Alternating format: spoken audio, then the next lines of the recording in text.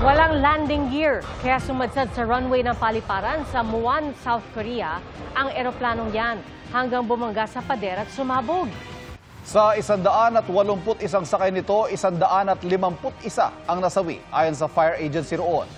Sinusuyod ang paligid para sa mga labi ng mga biktimang tumalsik dahil sa pagsabog. 2 crew member ang nasagi. Galing Bangkok, Thailand ang Jeju Air flight na isang Boeing 737-800. Ayon sa Transportation Ministry, lahat ng sakay ay South Korean at 2 ay Thai nationals. Walang Pinoy roon ayon sa ating konsulado. Humingi ng tawad sa mga kaanak ng mga biktima ang Jeju Air habang nakiramay ang Boeing. Lumalabas sa posibleng dahil ito sa bird strike o pagkahigop ng ibon sa makina ng eroplano lalo't naglabas daw ang control tower ng bird strike warning.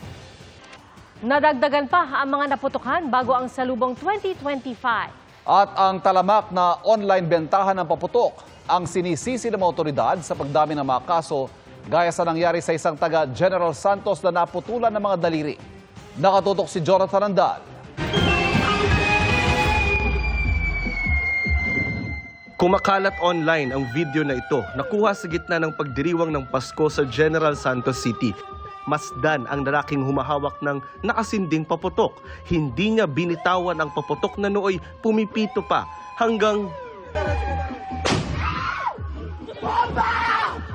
masaya pa ang ilang nasa video pagkatapos ng pagsabog. Pero nataranta sila nang makitang dumudugo na ang kamay ng lalaki at kanaunay namilipit sa sakit.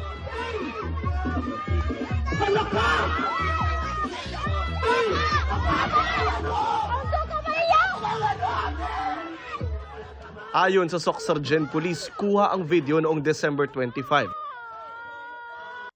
Ang lalaking nasa video nakalabas na ng ospital pero naputulan ng 3 daliri.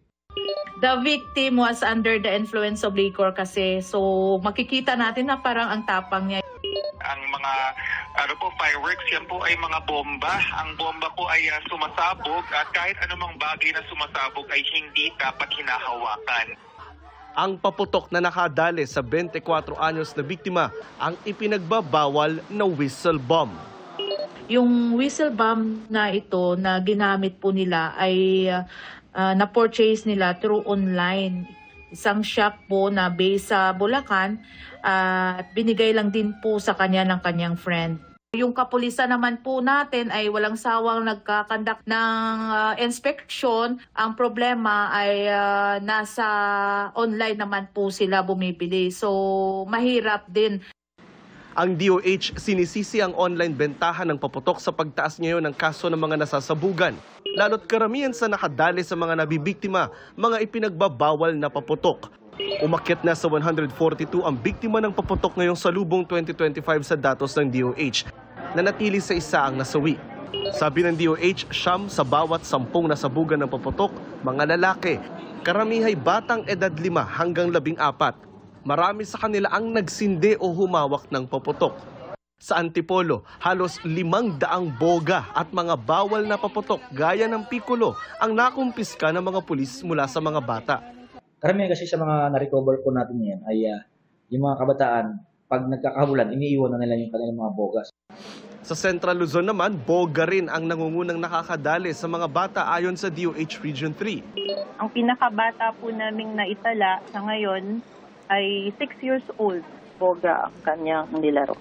Nangyayari po, sinisilip nila at dahil naiinip sila na yung pagputok. Yung pumuputok, no?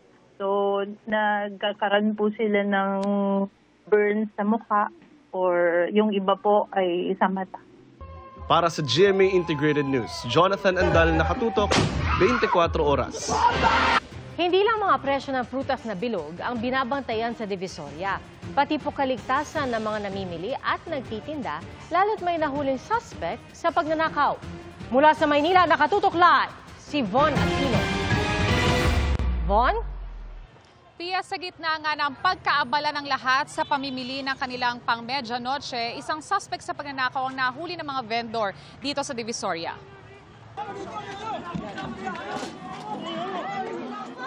Bugbog sarado sa mga galit na vendor ang isang lalaki na itinuturong nagnakaw umano ng belt bag ng isang vendor sa Ilaya, Divisoria, Maynila pasado 10:00 ng umaga. Kwento ng biktima, nag-aayos siya ng mga paninda nang makita niya raw na kinuha ng suspect ang belt bag sa kanyang tindahan. Yung belt bag, nandun sa may gilid. Ngayon, sabi niya, bigla siya yumuko siya ng ganyan, kinuha biglang humablot. Sabi ko, haltin ka ko yung cellphone mo. Sabi ko sa anak ko. Ay, ikaw yung mismo nakita ko, may kulay ang buhok mo, wala akong ibang nakita. Nang magsisigaw siya na may magnanakaw, sumaklolo mga tao hanggang nasukol ang suspect at dinala sa Wanuna Police Community Precinct. Hindi po, ma'am. Tinagis lang po sa akin yun, ma'am. Bakit tinagis sa'yo? Ewan ko po, nahuli po kasi siya nakita po tumatakbo Hinahabol ko din po, Tuloy po yung reklamo laban sa suspect. Pansamantala po, nandito po siya sa piitan ng Manila Police District Station 11. Ang kakaharapin niya pong kaso is pagnanakaw or theft po. Nangyari ito sa gitna ng pagdami ng mga namimili ng bilog na prutas sa Divisoria, gaya sa Santa Elena Street na sumikip na kaya't halos hindi na umusad ang mga naglalakad. Paswerte daw po Saka dagdagan mo na din sa sikap. Inuunti-unti ko po, ma'am, kasi po mas tumataas po yung presyo pag bagong taon na po kasi. Ayon sa isang nagtitinda, ilang bilog na prutas na raw ang tumaas ang presyo. Mamimili na kasi mga 30-31, mahal na po yung grapes, lalo na yung grapes. Ngayon 200. Maka sa 30 ng gabi magti-300 na po yun. Kung mamimili ng mga prutas, merong 50 pesos kada tumpok, net o kilo. Kung kada piraso mula 35 pesos hanggang 160 pesos ang price range. Meron ding 3 for 100 pesos at 200 pesos kada kilo.